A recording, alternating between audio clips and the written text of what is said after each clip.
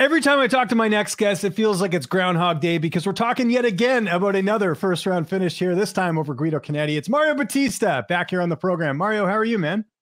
I'm doing pretty good, thank you. Could that fight have gone any better? You don't get paid by the hour, obviously. Another finish, quick, easy work. How did everything? What's sort of your takeaway from the fight? No, everything went pretty much how we expected. It could have been a little bit cleaner, but that's just being like really, really picky. Mm. But yeah, we stuck to the game plan. He did exactly what I thought he was going to do, and it just we we we it went perfect.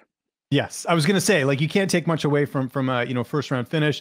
How did you feel going in there? I know we had spoken pre-fight, everything was on point, but obviously after the fact, you can tell us, if there's any issues. But you look fine in there, so I'm assuming everything went well. No, no, no. This camp went perfect. I was healthy. We had a good game plan, and just having those camps back to back, I know like how hard to push myself. If I'm feeling a little iffy, I might get injured or whatever it is, I pull back a little bit. So, but no, this camp went really smooth for me, and it felt exactly how I thought it was going to. He came out really hot with some bad intentions with those kicks. But yeah, just went to the ground, and yeah, I was two steps ahead of him. Yeah, certainly looked like that. You were a big betting favorite going into the fight. I don't know if you knew that, but does that, hearing that you're, supposed to win. I mean, you basically proved the betting odds right in terms of how you finished the fight. But do you pay attention to any of that stuff going in? I was trying not to. I'd flow through Instagram, and I would see the numbers. I'm like, damn, like try not to look at it, Mhm. because I mean I'm supposed to win anyway. Mhm. So just try not to look at those numbers, and yeah, I mean I don't pay attention to it, and it didn't really affect me at all. Yeah. Was there anything about him that surprised you at all? Again, it was a short fight. You said you were prepared. You kind of expected everything, but looking back now, was there anything that maybe was a little bit different than you thought?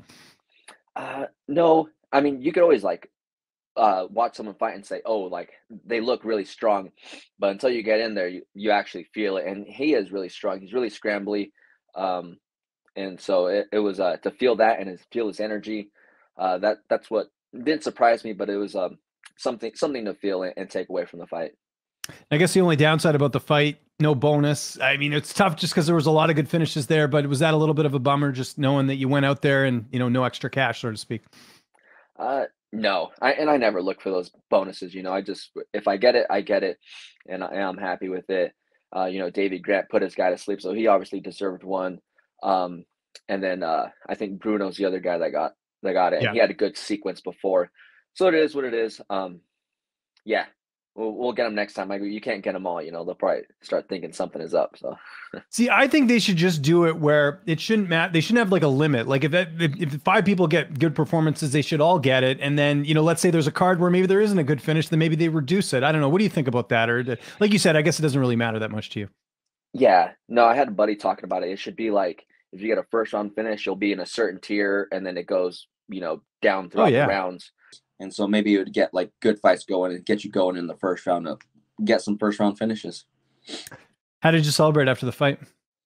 Oh, afterwards just went out to eat. My number one thing is to go get some burgers afterwards. Did that, went to the MGM for a little bit and tried my luck at the roulette tables, and I actually had good luck. And while I was ahead, that's when I quit. So it was pretty Smart. good Cash overall. out. Yeah, yeah. Good call. Yeah, no, last time I didn't do that after the Benito fight, and it's not like I lost a lot, but um, yeah, it's nice to have a little extra cash in your wallet. Can't get too greedy for sure. For sure. Where did you go to get burgers? Because I know there's a couple good spots sort of near the arena and everything, right? Or, well, I guess in your case, you was at the Virgin Hotel, so it would have been close to there. Yeah, so I I'm went to the assuming. Virgin Hotels, but I went to MGM and we went right across to New York, because that's where we stayed at last time. And they have like a good burger spot. I forget the name of it, something Burger Bar and Grill. Anyways, they had great burgers there last time, so that's exactly where I went back to. Yeah. Anyone who's watching this, if you go to New York, all the like little restaurants they have in there are all really good. Like that pizza place that's there, outstanding. Can't recommend it enough. It's very good. So that's like a little Vegas hack for you. Yeah, pizza, Gallagher's. You just have Yeah. many different options. I had a lot of family with me, so they could have whatever they want, and I could have my burger. Yeah, that's good, man. Good to prioritize things after the fight. Of course, the main event is some fight I'm sure you paid attention to because it's your division. We had Merab, getting the decision win over Piotr Jan. First and foremost, did you think that was going to happen in the fight, or did you think Piotr was going to get the best of him? I thought, I thought Piotr would win.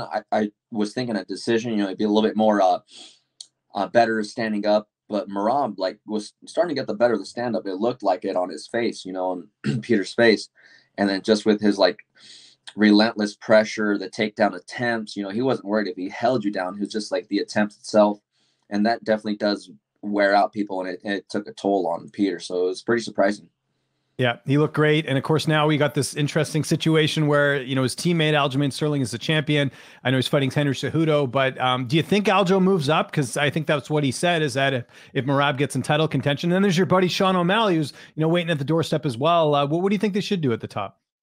We'll see. If he beats Henry Cejudo, I mean, maybe he moves up because, obviously Merab's not going to fight him. I think he already said that. So hopefully he moves up, just for his buddy. And it'd be interesting to see Aljamain at 45. I think he might be on a little bit bigger side of 35.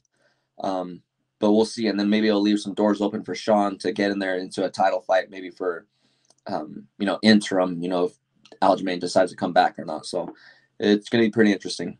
Yeah, and I know we've talked about this before, but do you kind of look at that as being a situation you might run into later on? Because again, O'Malley, you got Kyler Phillips, there's a lot of guys in your division that are just kicking some ass right now, and let's hope that there's none of that going on, because I know you guys probably don't want to fight each other, right? No, and I think we're all on the same page as far as if it's for the belt, we're fighting for it, Okay. And if I had the belt and my buddy didn't take the fight, I'd be kind of upset about it. So hopefully they feel the same way if they had it. So, we just have to practice at different times at the gym. Yeah, no, for sure. Got to kind of work around it. And I mentioned it there. It's official now. Sterling, Cejudo. What's your prediction for that fight? How do you see that one playing out? Yeah, I still got Sterling. I think Sterling will keep up on the wrestling part. That's Henry's, biggest strength, obviously. So I think Aljamain will be able to keep up there. And he also has jiu-jitsu as well. So I think the deciding factor will be their stand-up, and we'll see what happens there. How much do you make of the layoff as well, too? Cejudo hasn't fought since, I think, 2020, so it's a bit of a layoff coming in. And then you just look at, obviously the fact that, Cejudo was more of a flyweight, right? He fought more in that weight class as opposed to bantamweight overall. I know he won the title, but do you think that those two things kind of play a role in it as well?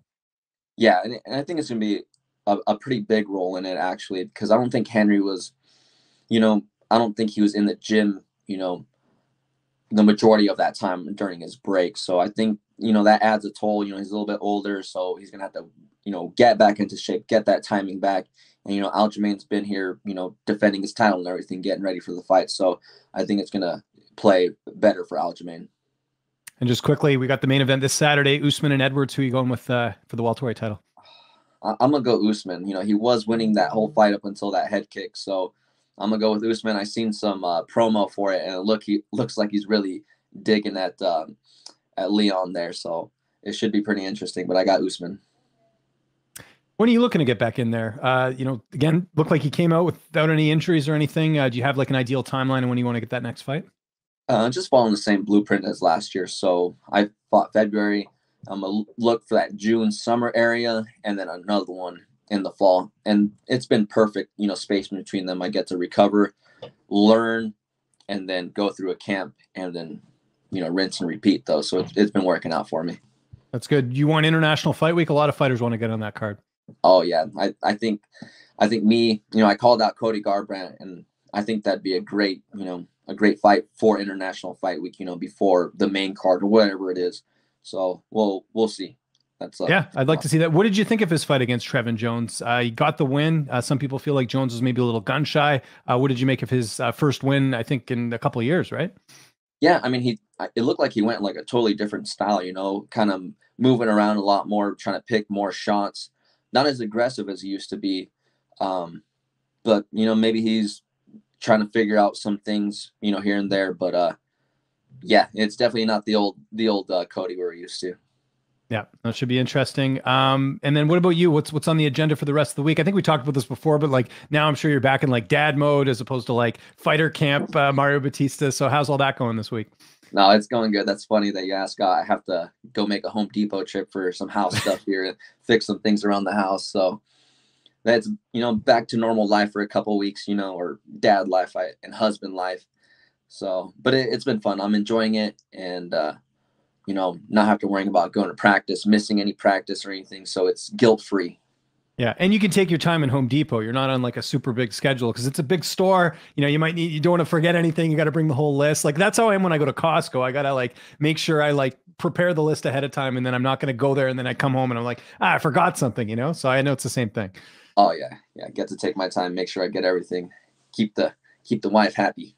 Yeah, exactly. Are you building anything, or you said just stuff around the house? Yeah. Stuff around the house, like little things, that, outlets that are broken, this and that, just fixing up Stuff you've been things. neglecting, right? Because it's like, you're more worried about like cutting weight and doing all that than fixing like a light fixture, right? So I'm sure. So Yeah, you're coming home tired. You're just looking at it and you're like, I'll deal with it later.